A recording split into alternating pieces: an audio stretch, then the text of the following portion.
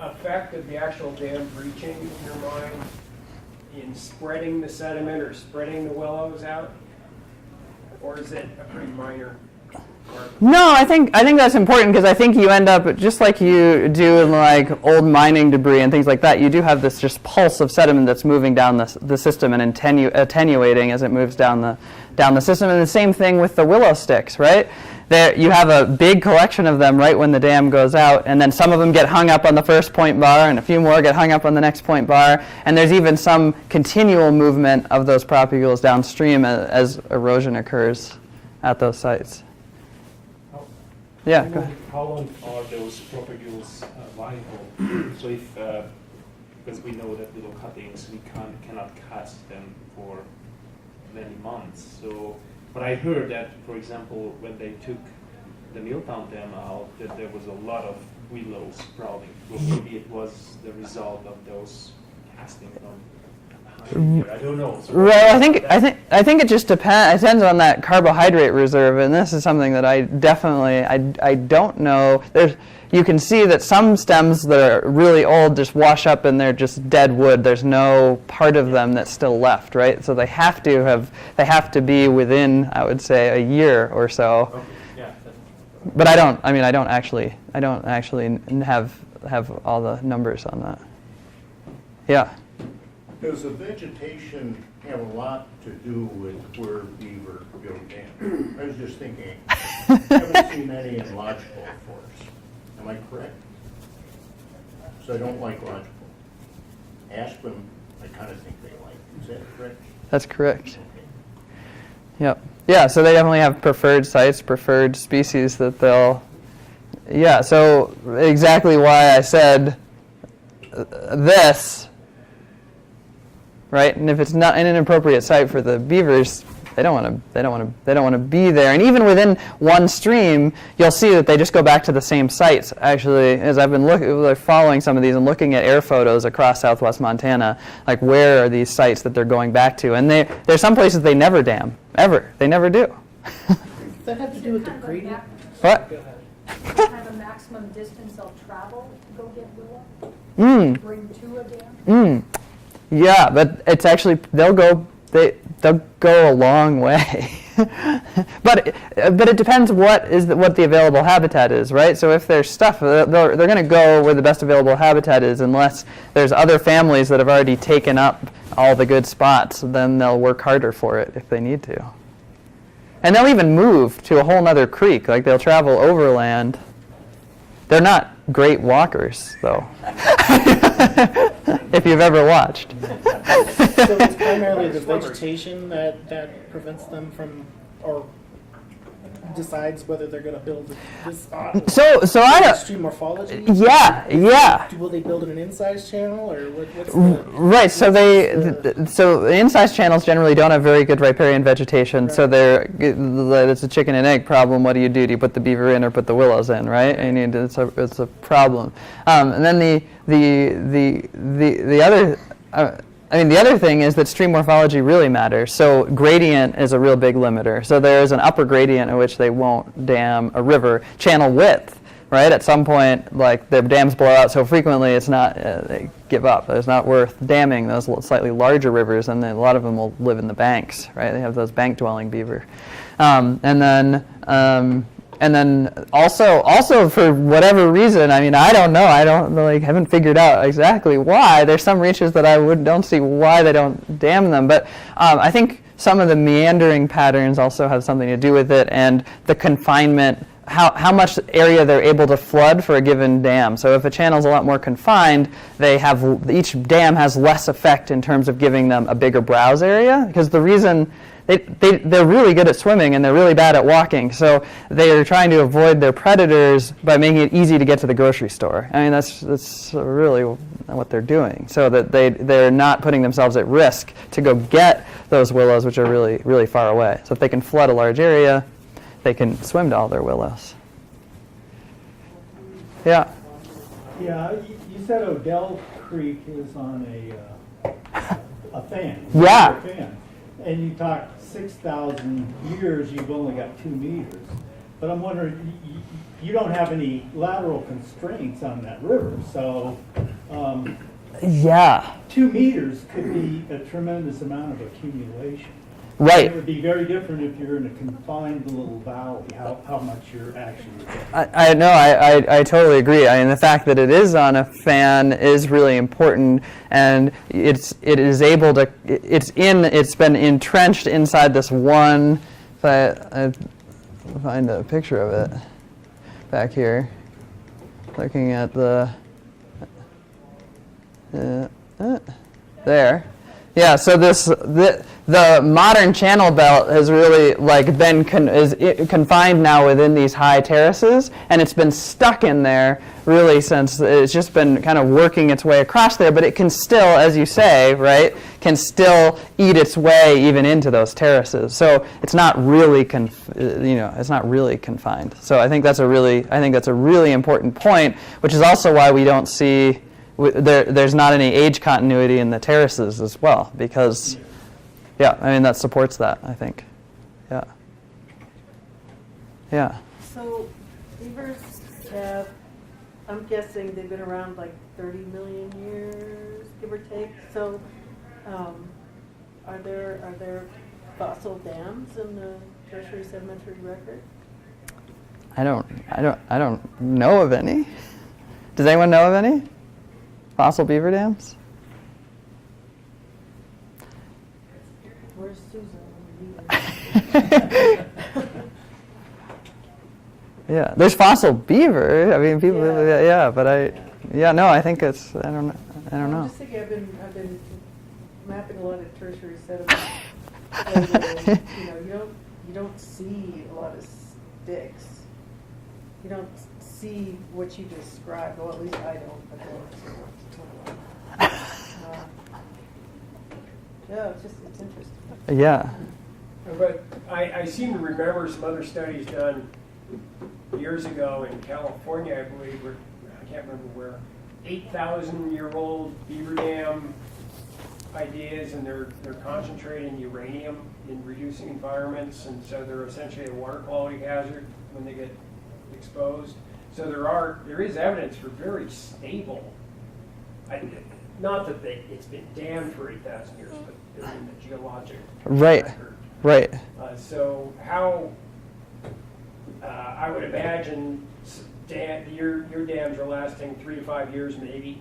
Yeah. In other areas, Yes. they last much longer. Exactly, which is why I mentioned at the end. I mean, briefly, I didn't talk about it very much, but stream scale is huge because there's some dams on really small creeks where the dam itself, it can just infill. It totally fills, and then the creek moves and leaves that preserved in full stacked up with sediment, so it's already buried, and it just stays there. And so that's what we saw in deposits in Yellowstone, is that they're actually fully preserved dams. But what I just thought it was interesting that what I was seeing wasn't at all similar to those deposits. Why not? What's going on? And I think a lot has to do with stream scale. And this is inside of Yellowstone National Park? No, this isn't. This is outside of Yellowstone. This is at Red Rock Lakes National Wildlife Refuge, and there has been there. So you've seen evidence of trapping? There was trapping. It's not anymore on the refuge, but Okay. yeah. Could that have been the reason why the dams beavers just got trapped out? Oh, the years that I was looking at. Well, this is all just recently, so there wasn't any trapping associated with the dams. Yeah, and the thing is they come back a few years later and it'll rebuild in the same site. It's just they breach and they're like, we'll go hang out somewhere else for a couple of years, and then they come back. And they'll just move somewhere else on the creek. They eat themselves out of their food. Yeah. Now, was that unique to that particular creek, or did you see that pattern in the other creeks that you looked at? It almost sounds like they are quick to abandon.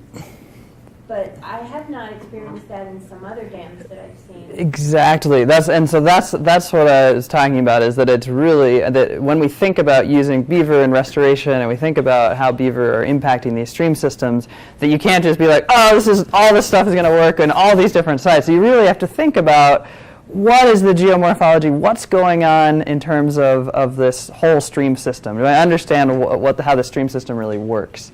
And the 3 to 5 years, the cool thing is that they're going to go back to these sites over and over again. So on a longer time scale, they are having an effect on the whole system. Fallowing. What? It's almost like fallowing. Yeah, Fallowing. it's exactly like that. It's exactly like that. Yeah, so the fact that the beaver dams are being abandoned, in terms of like longer time scales and thinking about how they really are affecting riparian ecosystems, they are really having this long-term positive effect, despite the fact that the thing that we think we were trying to do by aggrading the stream isn't actually happening. At least in these kind of creeks. It is in some places. Yeah. When I was working here at the Bureau, we had a stormwater monitoring program up in Mill Creek in Anaconda. Oh, cool. And we had a graduate student looking at the impacts of beaver dam retention of COC contaminants in beaver dams. So we had transducers upgrading and downgrading cool. beaver dams. And we had a couple occasions where they blew during storm events, and within 2 hours the beavers would repair those dams. Yeah. And so I wonder if there's something, if there's some, if the vegetation. I just wonder what the trigger is. Yeah. What the trigger is that these guys are like, see you later, and then those guys are like, this is too good of a home. They're probably like Compton versus Mulholland Drive. It's just like you're not going to leave a really good habitat. Right. You're going to fix that dam. Well, so the great thing is that this creek is incredible habitat the whole way. So I think they're like, it blew out and we've been here a couple years. We'll move somewhere else. But they do continually go back to the same spot over and like they usually rest it for about 3 years, and then they'll go back again. So the fact that it's a 3 to 5 year thing, they actually build them almost. I have all the GPS points, and then I go back. They're exactly built in the same spot. Not just like sort of it, they're exactly in the same spot 5 years later. Yeah. Do you have any fish census data that correlates with your information? Yeah, so I've been working also on some Arctic grayling work on Red Rock Creek. And we had a bunch of radio tagged fish, and we're looking at how they affected upstream migration of fish, right? Because if you're going to be putting beaver dams in systems and there's some fish species issue, right? That's a big deal. And so we've been working on tracking these fish and how much impairment those are to upstream migration to spawning grounds. Is that the kind of thing you were in terms of just total census numbers? Anything you got. Yeah. Yeah. So the Arctic grayling, they're able to move through. They're able to move through the dam system. I think there's some evidence that the way the dams are constructed also is having an impact on whether a dam is easy or hard to get over, and when the snowmelt timing is in terms of when the fish run. So if you're having a snowmelt runoff that's coinciding with the fish running upstream, they get over all the dams no problem because the jump height's really low. They can get over those dams. The other thing is that when they're spreading out flow, if there's one link, there's these side channels that'll go around the dams, and the fish will use those. What's weird in our data, so we're still working on this, but what's weird in our data is that if there's more than one link, they get lost. Like they don't get up it. I don't know what happens to them if they get out on the floodplain, and I don't know. So that's an unanswered question. But we had a lot of the grayling getting up through all the dams, and I've observed them just wiggling up through. Like they just actually wiggle up through the sticks and and go up. Like it's like they're climbing the ladder, and they just. One went right under my feet. I was like, whoa! I'm standing right on a dam, and a grayling went right up under my feet. So, yeah, it's pretty amazing. Yeah. So thinking of the 1,000 to 10,000 year time scales, do you expect the feedback between river morphology and beaver activity to be different in a valley that's less tectonically active? Then the Centennial? Well, Well, I mean, so one thing is like if you are thinking about tectonics, I mean, I don't know. I haven't thought about it at all, so I don't really have an answer, right? I could think about it for a second, but I think beavers are operating. I mean, it's really like two really different time scales, and in terms of ecosystems and channel migration, that's happening at a pretty rapid. I mean, these channels, it's happening at a really relatively rapid pace compared to the amount of slip even on the Centennial Fault. So I don't really know if there would be any. That makes sense. Right. That's. You have a Nick point from. Yeah. The beaver will be like, I want that. Yeah. No. I think it's a really interesting question, but I think probably like this time scales are so different. Yeah. But I don't know. Does anyone else have any weigh in on that? I just quickly Googled how long beavers have been around, and I got a bunch of different answers. But Yeah. It looks like 10 to 12 Yeah. million years. Is that I think that's yeah. so? So these periodic blowouts are part of this story, and one of the things that they talk about with climate change is that hydrographs are going to kind of spread out, right? We're not going to have maybe necessarily these big flushing events. It's going to be, that peak is getting squashed a little bit. I mean, does that potentially then affect the dynamic, how dynamic that channel, so that would presumably these dams would be more stable, I'm guessing. Right. No. And if they're more stable, that would limit or reduce the activity of that channel migration. Is that kind of Exactly. That's exactly right. So if you had it, and that's why in some ways, right? So the other thing is that if you have if you had a stream that all of a sudden just ended up having less water in it over time, right? Those dams do become more stable. Those are the ones that do get actually preserved, and it fills and shifts, right? So the type of you don't have, I think the fact that you don't have those blowouts probably creates less places on the creek that are as active, so probably overall, you'd still have some channel avulsion as a result of dams. But yeah, it's going to change. It would change the frequency of that. And I think the like these big snowmelt pulses, like 2011, where every single dam blows out, is fairly rare. Like a lot of times, it's only one and blows out, and then it gets abandoned, and they move somewhere else, and it just sort of washes out. And so those events don't happen a lot. But they're always building. They're always still working on they're still eating and building all the time. And so the fact that they're just in the river is still going to, I think it'll still affect the migration rates in some ways, because even if you don't have dam blowouts, they still have to repair their dams all the time. Yeah, and I think it's a really good point. If you have more stability, yeah. Just keep eating and eating. Keep eating and eating. Yeah, they'll really eat they'll just have to abandon the sites rather than having it be forced upon them by a blowout. Yeah. Well, let's leave it at that, and then maybe if you have other questions.